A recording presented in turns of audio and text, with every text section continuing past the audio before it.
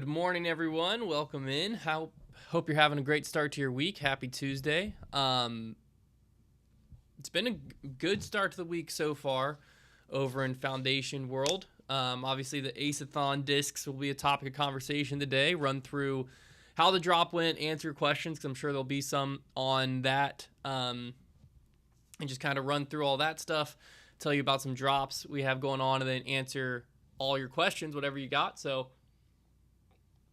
should be a good time. While we wait for people to roll in this week, first thing I want to talk about is dropping on the text deals tomorrow. We have the Sky Bros Color Glow P2Xs. There's white ones like the one I'm holding. There are blue and yellow. So the Sky Bros, which has Trevor and I, show YouTube as well. Trevor and I, it's a take on the old Sky God stamp. John Summer said, can I update my address for that in the app? You should be able to update it in the text thread. So wherever you get text deals, you should be able to respond to that and tell them you need to update your address. If that doesn't work, you can also email support@foundationdisc.com, and Jason can take care of that for you as well. So yes, you can update that. But these are dropping tomorrow in the text deals, and then Friday they're going to be on the site. Some other new releases this week, the MVP YouTube. I'm sorry my webcam is just glitching out like crazy.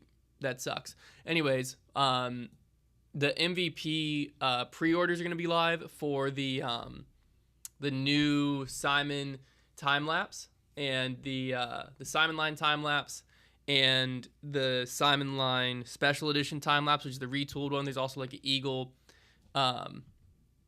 audio issues. There shouldn't be audio issues on YouTube. Dang. I don't know. I'll keep an eye on it. If it keeps up, I'll stop on YouTube and you can just go to you can just go over to you can just go over to Instagram if it keeps up on YouTube. So let me know if it gets fixed. But anyways, MVP stuff. We'll have a bunch of fun stuff dropping this week. It's basically all I want to talk about. So before I get into questions, I want to just talk through the Ace-a-thon discs. Now y'all now have me stressed that the audio is sucking on YouTube, but oh well. We'll talk through Ace-a-thon real quick. So obviously we dropped the Ace-a-thon Buzz SS on Friday, and they sold out this year in 10 minutes, which was very unexpected. So essentially, last year we did Ace-a-thon zones, if you're not aware, and it took them 50 minutes to sell out. So this year we did Ace-a-thon Buzz SSs, which I don't think I have to tell anyone. I don't think it's a surprise to anyone that the Buzz SS is less popular than a zone. So we were expecting around the same sellout time, maybe a little bit longer, to be honest with you, because I believe we had essentially the same amount. We might have had a little less this year, but we don't have much. It was basically the same amount. We didn't have much difference this year. So we were expecting a slower sellout than the year before. And the year before, we didn't have any order limits or anything like that. And we didn't have people buying up 20, 30, whatever. And this year, it was the same thing. It's not like 10 people got on and bought 30 each, and then everyone else was just getting like one or two. No, like the average order this year was I did the math. I think it was 1.38 discs per order. So pretty much everyone got like 1.5 discs, right? So like a few people sure ordered more, but most people just ordered one. So it wasn't like an order limit thing. It was just a demand thing. There was just so many people wanting to be a part of it this year, which was awesome, just unexpected. So that created a problem that we haven't dealt with in years, which is basically we had a disc drop that was so high in demand, it sold out right at the 10-minute mark. Obviously, I mean, at the 10-minute mark we have automated email that goes out right at 5 that lets you know like what each week's releases and stuff are. That email obviously was pushing the Ace-a-thon, and it's like, since it's automated, it doesn't even get to some people's inbox until 5:10, 5:15. So some people didn't even get their email until like 5:15 about a disc that had already sold out. So I fully understand why people were upset, right? Like people would get to the site and the discs already sold out, stuff like that. So we obviously just got our inboxes absolutely flooded with negative feedback, people ticked off, all of that stuff. So we called Discraft, and they were awesome, per usual, to work with and let us know, like, hey, this is how many blank Buzz SS's we have in stock. So we said, perfect, we'll temporarily reserve those, and we're going to do a pre-order of those. Because I think some people also got confused by this, because the pre-order then went on to sell out within the next like few hours. So by Friday night, all of those discs had sold out. And people were confused, like, how does a pre-order sell out? Well, it's because we didn't ask Discraft to make discs for our pre-order, because if you do that, now we're going to have to wait like a month or more, because that's just how it works, right? So by doing just the blank disc they had in stock, we could still get discs to people who pre-ordered in time, that they can still participate in the Ace-a-thon, which, you know, we can't make the Ace-a-thon go on for 6 months. So that was like the best case scenario. And then obviously we also, those being stock Z instead of the sweet Z Flex Jawbreaker, obviously the price point's a little different for that. So we charge the same price, and we're donating $2 per pre-order that's sold to Edge. And so that was kind of the end solution. And there were still people that got upset, mainly because, again, the pre-order sold out, which caused a lot of confusion. Again, I fully understand that. And I think that the big learning point for us here is that next year we just have to anticipate the demand a bit more. I still, like, could we put order limits on it? Sure. But like I said, the average order was 1.38 discs, so that wouldn't have solved anything. It might have made it a 12-minute sellout instead of a 10-minute sellout, but we'd been in the same boat. Could we pre-order and make it an unlimited release? Yes, but then the timeline gets all messed up, and it's also, I want this, there's something about, like, you want it to be something that, like, you're dying to be a part of, and you feel that, like getting in on a drop and getting in on something like this, it ties you to the community even bigger than if it's just a mass pre-order and everyone gets one. It saturates the market. It saturates the disc and all of that. And so then the disc and everything becomes less cool because it's less special, which there's a fine, like, you have to ride that too, of like, we want this to be something that's really cool, that's exclusive, that's special, that people are dying to get in on. And so I think our best solution is just next year, we understand there's more demand, we up our quantity. Because I think realistically, we probably could have ended up selling close to double what we had. We would have never ordered double. I mean, ordering how many Buzz SSs we did order seemed like a very big risk. It just, congrats to our marketing team. They did a phenomenal job marketing it over the last month and a half to get here to where we didn't have enough. So now we just know that next year that there is demand. This is only going to grow, which is awesome. And so next year we'll try to make sure, because our goal is we want it to sell out the weekend it releases, but we want it to sell out that weekend, not within, I think an hour to 2 hour sellout is a perfect window where it's like, okay, if you wanted one, you for sure got one, because like it gave you plenty of time. 10 minutes is way too fast. 50 minutes last year, a little fast.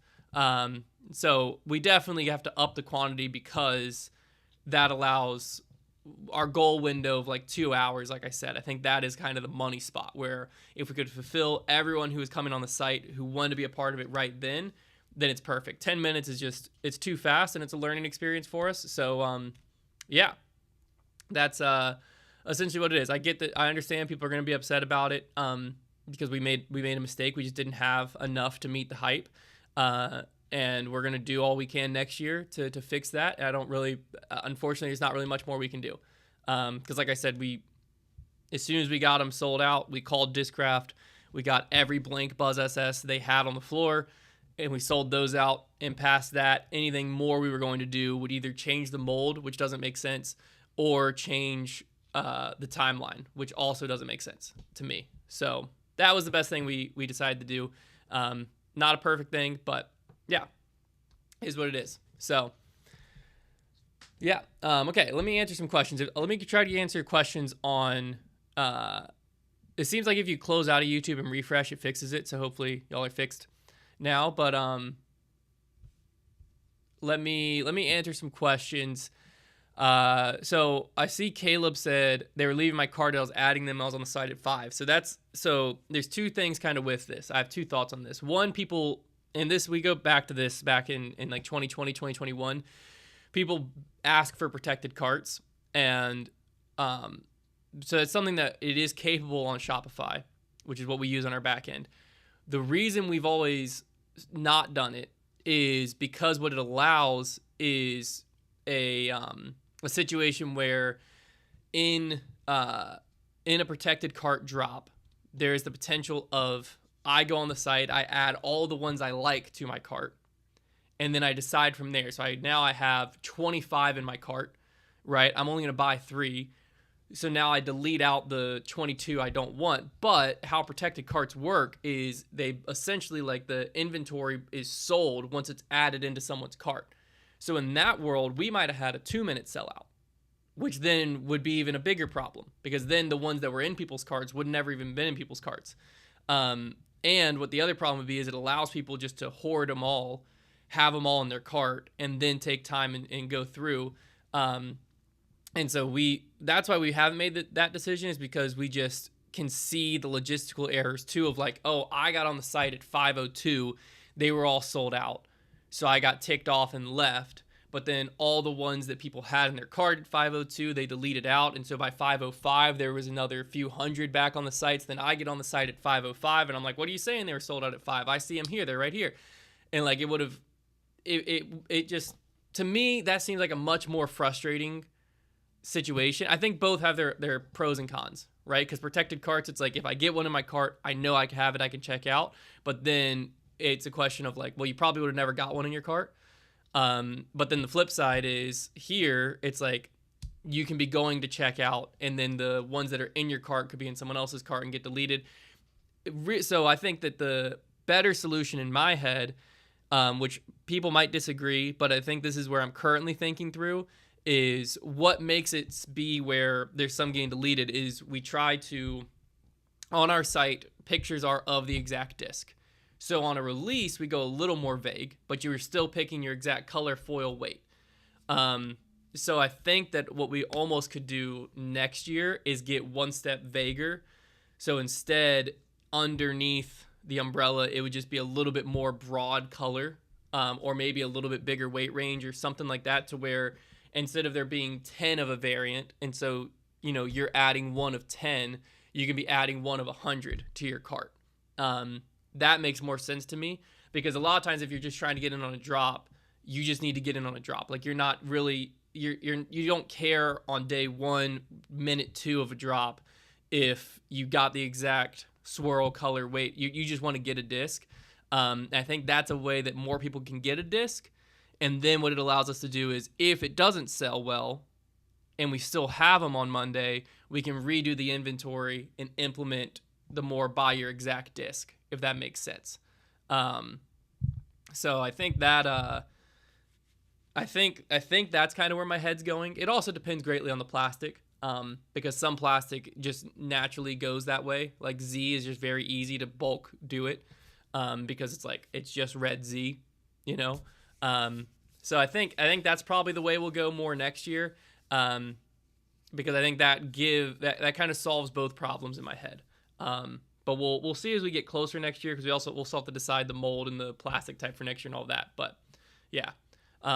This is a great question. Doc Zen said, if you buy one secondhand, can you still use it for the contest? Yes. So you don't even have to have bought one. You can borrow your buddies. You can use your friends. You can buy one secondhand, whatever. As long as an Ace-a-thon Buzz SS is thrown in the time window, there you go. That's all. Those are the rules. So, at least for hype releases like this, I've seen the cart checkout timer. I don't exactly know how it works, if that makes sense. Yeah, because I don't, like, in my head, that just does the exact same thing.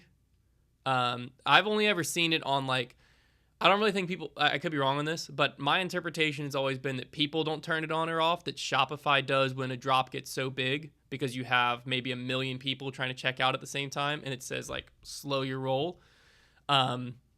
but I could be wrong on that because the only time I've ever experienced it is with like really, really big releases, like BPN's latest sale. My wife wanted a like makeup palette back in the day that I remember was on Shopify, and I got it there. But for this, like, again, you have it in your cart and then you hit checkout and then you have to wait a minute to check out. That seems like the same thing. So yeah, like I said, I think the big problem was just the demand was way higher than we expected. So I had a question saved on Instagram, but yeah. Let me scroll down. Jonathan said, I was able to check out 5 different times. You just had to act quick. It definitely wasn't impossible. The marketing made it very clear you're dropping at 5. Plan accordingly to be there. Yeah, I do think, because that's the flip side of the coin, right? Is like there are people who just had Apple Pay on, got one in their cart, Apple Pay, boom, done. Went back out and like, you know, I think it just is the luck of the draw on if you picked one that ended up being a really popular variant or one that was one of one.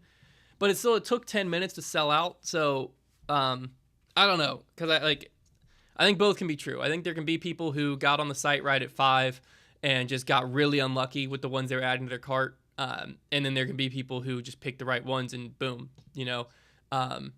So I don't know. I think as a company, we can be proud of what we did. We can be proud of ourselves that we were able to generate enough hype and create a product and an experience that people wanted to be a part of.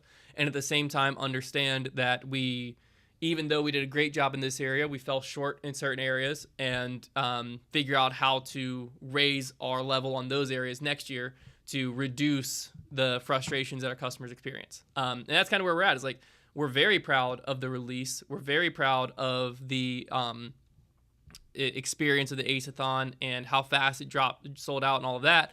But at the same time, we want to make sure that we hear out our upset customers and we filter through the people who just say, screw you, you suck. No valid feedback there. And the people who actually provide us valid feedback, we want to hear that and think, is there something we can actually do to solve this? And if we can, why on earth wouldn't we? So I think that's kind of where we're at. Is we're not upset by it or anything like that.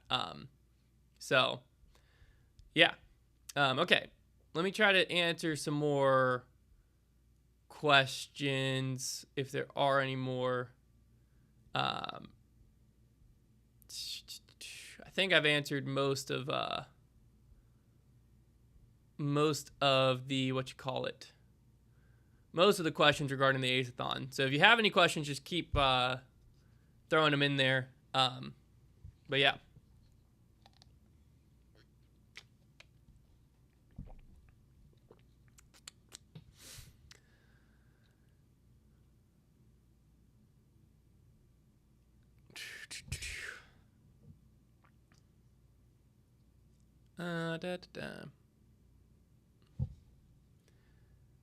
How crazy is Ace going to have to be to win the Ace-a-thon? I don't know. I mean, if you just ace like 100-foot hole in the wide open, it's not going to do it. But I don't know what people are going to submit this year. I have no idea. But yeah.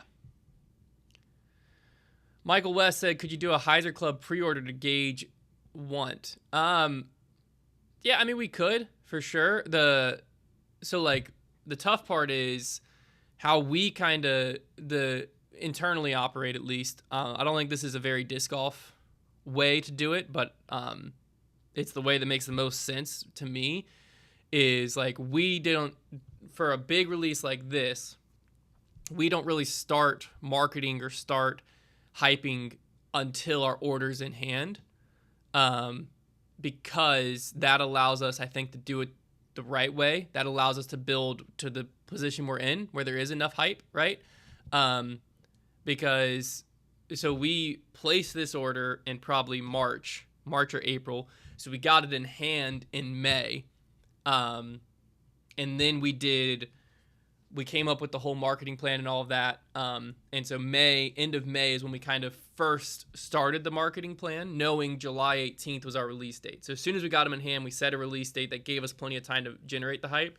And so then in the end of May, we started with Project Skybound, the teasing of it, and then slowly revealed more and more until kind of a month later, roughly, we did the full reveal. And then, so like, what I'm saying is all during that time, we had all of the discs in hand.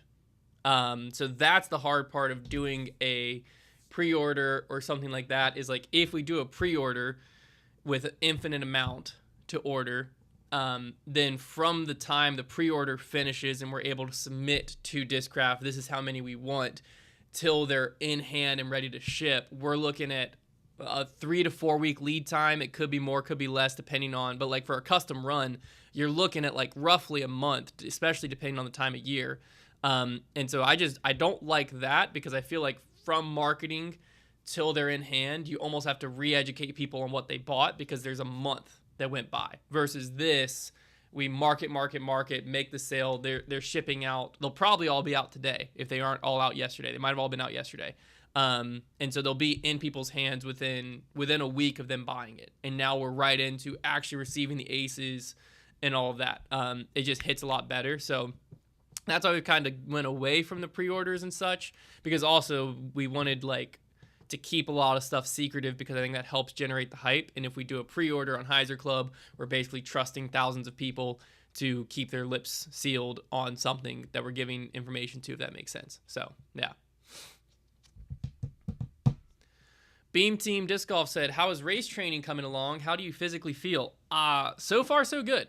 I feel great. I just did another speed work this morning. I actually, it was rolling 200, so basically half a lap around the track. And I was supposed to do 7:30 pace and then 9:10 pace. And after my first lap, I was like, that feels way too easy. My first lap actually was at 6:30 and then 9:10.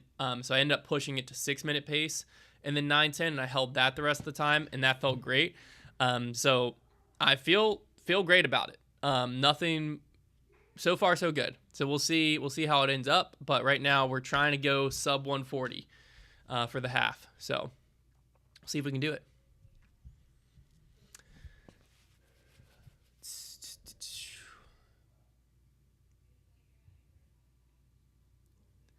Jay Carnes 54 said, how do we get the same price for the Z when potentially the plastic by itself is significantly cheaper? I've answered this before, but I'll answer it again. For the Ace-a-thon, the whole reason we dropped it at the same price is we didn't want it to be unfair to the people who bought at 5, because we were still allowing everyone to do the Ace-a-thon. So we wanted to still drop it at 24 when normally our custom stamp price is $21.99. So we still dropped it at $23.99, but obviously Z is not Z Jawbreaker Flex. So what we did is that $2 markup was there simply to make it fair to the people who bought at 5, because it didn't feel right to me I got on the site at 5, I paid 24 for a disc, and then because it sold out, people get on the site at 6:30 and save $2 a disc if you just wanted to be in the experience. So what we did is that markup we're donating to Edge, which is a disc golf charity that teaches disc golf in schools and does a bunch of clinics and stuff like that. So that $2 markup is simply to make it fair for everyone who bought at 5, everyone who was on the site right when it dropped, because that didn't make sense to me. But we're not keeping any of that money. So the $2 disc per pre-order, that markup is just going straight basically through our account to Edge. So that's why it was a more expensive price. But yeah.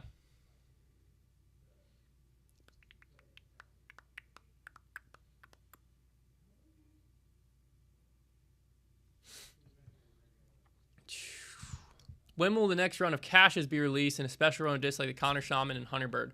The Hunterbird's probably done till Black Friday. There'll probably be some at USDGC and Tour Championship.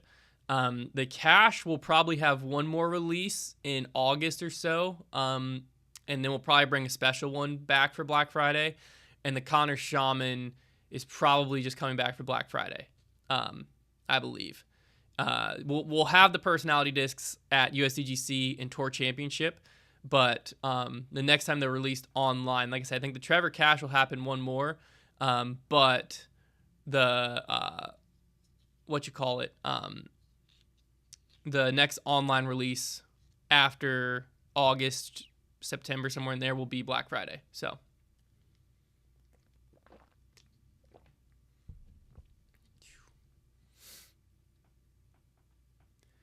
Would you rather have LeBron or J.J. Watt be your goalie for Team USA at the Olympics? Probably LeBron. I don't know. I think they'd probably both be decently fine, but probably LeBron.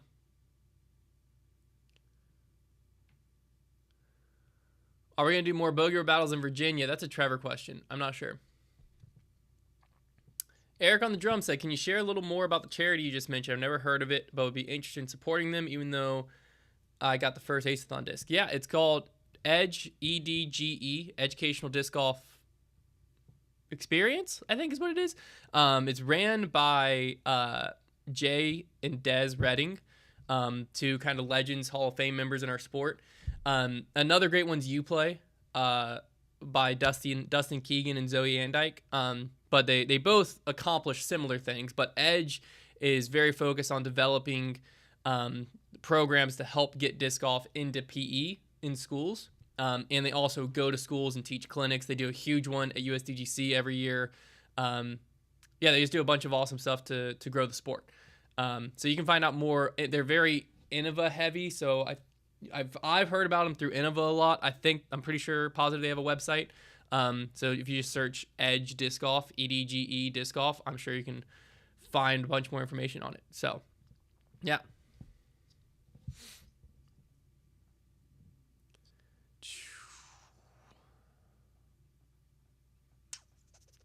Is today the day the text deal comes out? No, tomorrow at 5.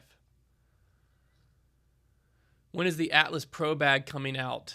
When it's ready. Hopefully early next year, but we're not rushing it. We're not going to rush it.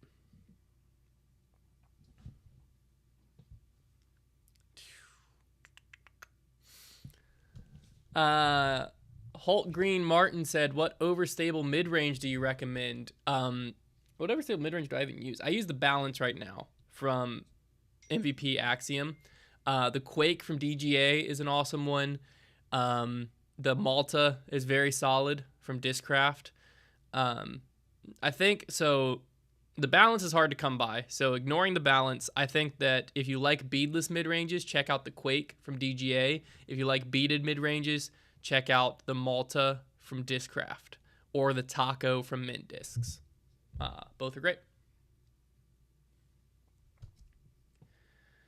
Hannah, will y'all have anything special going on at the shop during the Pro Tour Championship and Amateur Challenge? It'll probably be similar to Pro Worlds last year, where we'll probably have some disc swap type of event. We'll have some different releases with personality stamps and probably some custom stamp stuff. We'll probably do the charity tournament with the Isaiah 117 house again, that type stuff. So yeah, we'll have some fun stuff going on. Tommy Barnett said, tips on building to longer running distances. I think when you first start out, I'm gonna assume by this question that you're probably running 3 to 4 miles. The best thing you can do is consistently run through the week. So if you're not already consistently running, get on like a 3 or 4 day a week schedule, and do your longest run. For me, it's on Saturdays. Some people Sundays work better. Some people Fridays work better. But whatever it is, do like a long run day, and then just increase your weekly mileage. So the actual recommendation is 10%. But if you're looking at let's say you run like a mile Monday, Wednesday, Friday, and then you do 3 miles on Saturday, and you're looking at 6 miles, like increasing by 10% is the best way to not get hurt. So hear that out first. The best way to not get hurt is to go from 6 to 6.6 to whatever, that would be like 7.2 or whatever. I always just say when you're first starting, just add in a mile a week. So maybe go, okay, I'm running a mile Monday, a mile and a half Wednesday, a mile Friday. I'm gonna go 3.5 miles on Saturday, and the next week I'm gonna go 4 miles. And then every 3 or 4 weeks, do what's called a deload week, which is basically go back 2 or 3 weeks. So, if you get up to you ran 5 miles on Saturday, The next Saturday, run 3 again. And then the week after that, try push it to 5.5. I think that's the best way, because if you can run 3 miles, running 3.5 miles doesn't seem that intimidating. But running 6 does. And I vividly remember that. Like, running 6 miles felt like there's no way on earth I could do that. So by increasing it slowly, you really don't really feel the pressure until to me, the next big jump was like 9 and 10 miles. That was when it got like, wow. Even though I had ran like 7 or 8 miles at that point, jumping to 10 miles felt like I could never do that. And then once you crossed that, then you're ready to run a half once you hit 10 miles. So, yeah.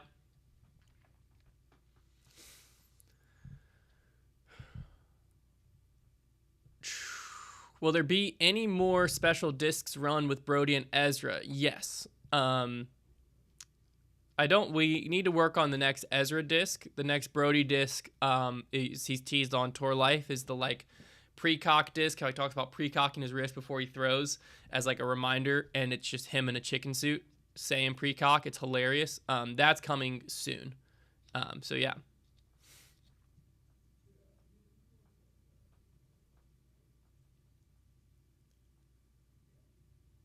I don't even understand Shay's question. All right, let me see if I've missed any on Instagram. Who would I rather have sing the national anthem, Chris Stapleton or Creed? Chris Stapleton. I don't think anyone does the national anthem better than Chris Stapleton.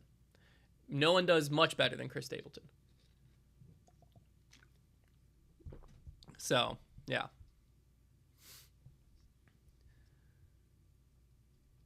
Do I remember what the ace that won last year was? Was it like 350 or something? I don't remember how far it was. I remember Kalen, I think was his name, that won it. But I don't remember how far it was. No.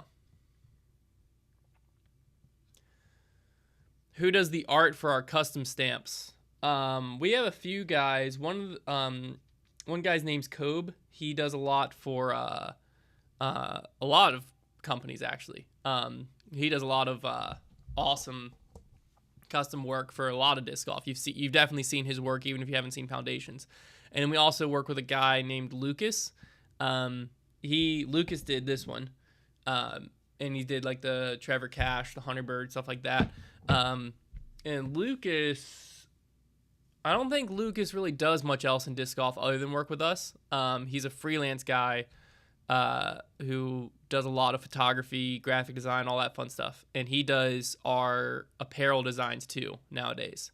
Most of our apparel designs. So Lucas is our other guy. Both of them are awesome. So we've worked with a few other guys in the past that have all been great. Garrett was one of the guys. He was awesome. We just started working with Kobe, and there was just like, we needed something turned around really quick, and so we gave it to Kobe. And then because we gave it to Kobe, basically Kobe can just take on whatever we throw at him. So I think we could still go back to Garrett at some point when we have way more than we need to get done. It's just we have two guys and they can handle everything. There's also Keto Jake back in the day. He did a lot of the like OG stuff. I don't know if he plays disc golf anymore, but these names probably mean nothing to any of you. But yeah, we've worked with a bunch of talented people. Shane says, how many employees does Foundation have? So we have, if you exclude Brody and I, we have 3 full-time media team members and 2 full-time warehouse members of our staff. And then we have, typically we have 3 to 5 part-time warehouse retail store employees. I actually don't know how many we technically currently have because it's the summer, and so some of the guys are home for college break, and I don't remember how many of them are coming back and how many of them aren't sure if they're coming back and how many just aren't coming back. So we probably right now have 7 or 8 part-time employees, but there's, let's see, Max, Graham, Xander's technically working for us right now. John, I think, partially does. Kyle. So right now, I think we're at 5 or 6. Because we also have some guys that are kind of like fill-in staff, if that makes sense, where like they don't really need the hours. They just love disc golf, and so they want to work here. And so they're like our if we need someone, call them. Clayton still works for us too. So I guess we have 6 right now. So there's some guys though that we just like call for like one shift a week. And then there's other guys who are much more consistent. They work, almost full time. But there's 5 full-time staff members, 5 full-time employees. Zach Yale said, would you rather build a 500-piece Lego set in the moonlight only or eat 71 hot dogs in a week? 500-piece Lego set, for sure. I'm allergic to hot dogs, so. Aiden said, if Trevor and I ever played Ultimate before, like pickup or anything. Yeah, we actually, the disc golf team at Liberty, we used to play Ultimate as part of like our conditioning. There was some weeks we'd play Ultimate and some weeks we'd run the steps at the football stadium. But it was always a blast. Steve said, are you mainly running during a week or are you incorporating lifts as well? Right now I'm only running. I went through spells where I'll lift some as well. I just like running so much more that if I'm gonna spend 45 minutes doing something, I'm gonna run. So, yeah. Would Foundation ever go public? No. I don't think disc golf will ever be big enough to go public. And I don't even think we would have a desire to. I don't like the idea of answering to a board. That doesn't sound fun to me. I think a lot of what makes business fun in my eyes gets ruined when you have people who basically just care about money running it, if that makes sense. Which is a lot of times what happens when you go public. But a lot of companies that do go public, they get crazy rich. So I guess that's nice at least. So what are you willing to sacrifice? But no, I don't think disc golf will ever be big enough that any company will go public. We'll see. Ben Owens has asked us a bunch, and I haven't answered it, mainly because I don't know the answer. Ben, what happened to Lightning discs? I don't know. I don't think they're making discs anymore. But I could be wrong. They could be making discs. I'm not sure. What's the farthest I've ran? Rowan wants to know. I've ran 2 marathons. Those are the farthest. The farthest is probably technically like 26.5 miles because I think one marathon was a little longer. But that's it. That's the farthest.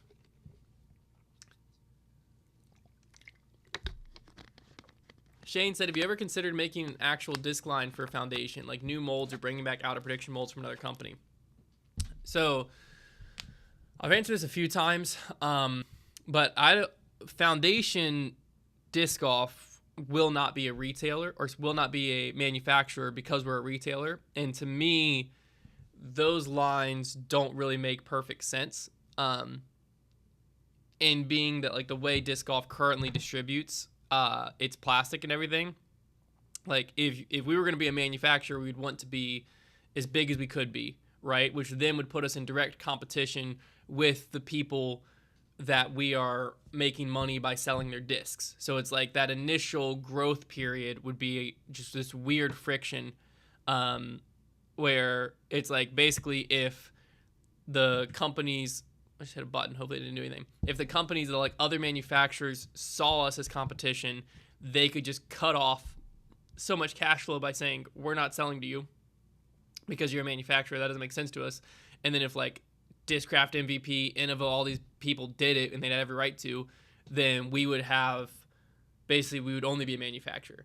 So that doesn't make sense to me. So I also think that the manufacturer market is so saturated that I don't really see room for a new one. I get that people are doing it, but like unless we had an idea of like something that's never been seen in disc golf and it could actually revolutionize things, then sure. But like right now it's just different labels on the same things. And so that doesn't really interest me either. But if it did, I would open a secondary company. And that would be our manufacturing company. And so it'd be like this company, we'll call it Members Mark Manufacturer, and then Foundation Retail. That would be how we do it if we ever did it. But right now we have no interest in it because it just seems like something you have to pour a bunch of money into. What I think could happen is I could see in the future where we as creators and as our brand work with a manufacturer on a collaborative mold where it's like it's not a foundation mold, it's a Discmania mold, because I have the Discmania disc right here. It's a Discmania mold that we kind of help design, similar to how you'll see companies do it with players. I could see that happening where it's like we had design input into a mold that this company's running, and it's like a foundation signature disc of some type. I could see something like that happening. But yeah, I'm not interested in being a manufacturer.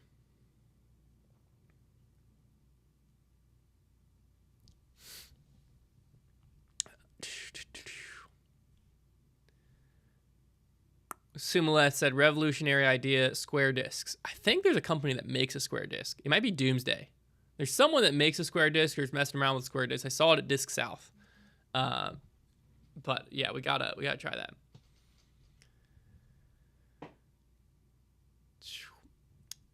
Ian Q. McHugh said, are you going to do more morning runs with scripture sharing? That was awesome reel. Even if it was just one off, that was a great reel. I probably will. It wasn't really, I don't know, it just felt right then. But yeah, I don't know. Who knows? Stephen Hillrich said, would it be feasible for you to bring in a custom stamping process and just buy blanks from companies? So this is something that we could do. I believe PDGA, I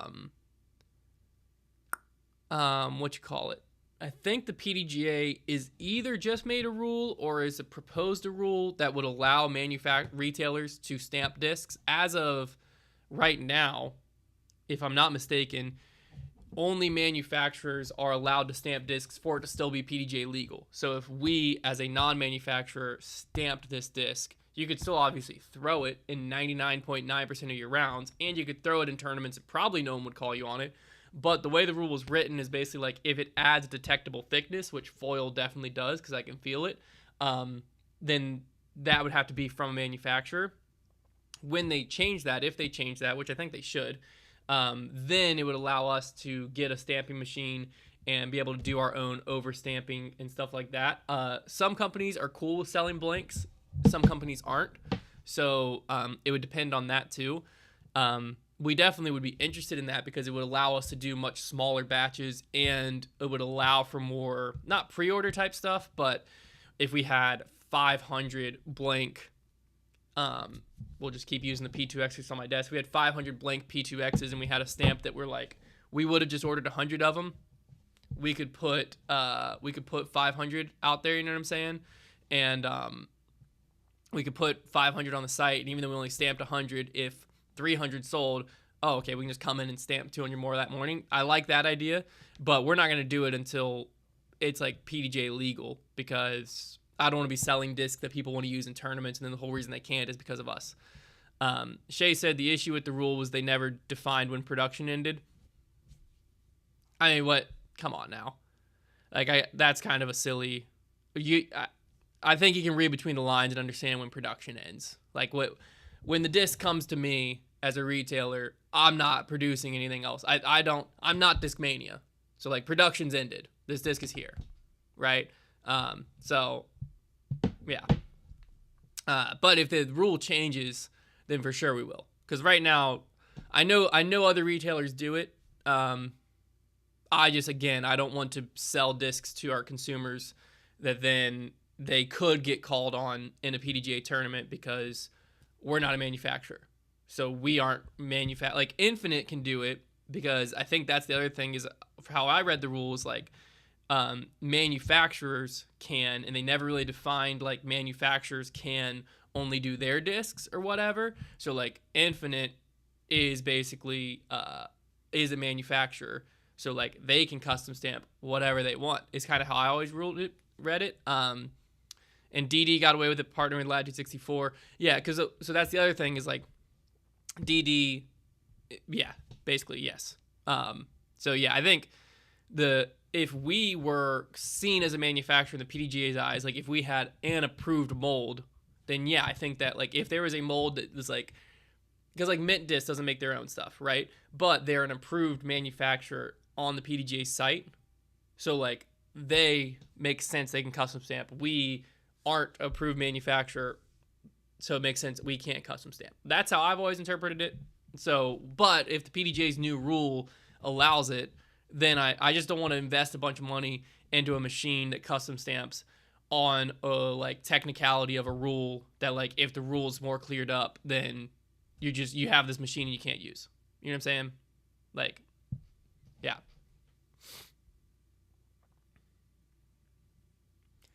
Favorite topping on ice cream, chocolate chips. Ooh, yeah, we'll go chocolate chips. No, Oreos. Oreos. I take it back. Justin Howell said, Hunter, found an awesome new disc. However, I can't find any details about it online at all. It's a Discraft disc featuring Foundation All-Star stamps with Brody, Trevor, and yourself. That is a UVZ Raptor. It's from our subscription box from February. So it should change colors in the sun from that white to like a purple or blue. And yeah, it's a Raptor. There you have it. Okay. Probably do like one more question and wrap it up. Shay said, is Foundation doing a pre-order for the new MVP drop? Yes. Should be live some point today. Talked about that at the beginning of the show, but I should mention it again. Actually, while I wait for the last question to roll in, the MVP pre-order should go live today. Text deal. You can go over to Foundation's Instagram and click the link in the description in our Instagram story, and be able to sign up to get in on the text deal for the Sky Bros. Anything that doesn't sell in the text deal will hit the site Friday, but we don't have a ton of them, so there's a chance they sell out in the text deal. So if you really want one, get in on the text deal. And then we have some other cool stuff dropping Friday as well. So yeah.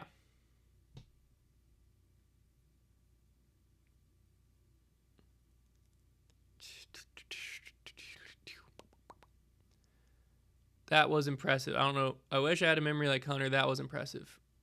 What the heck did I do? You don't wish you had a memory like me because I don't even remember what you're talking about. Would Foundation ever consider coming to Alabama to do something with Robbie? Definitely at some point. So, yeah. All right.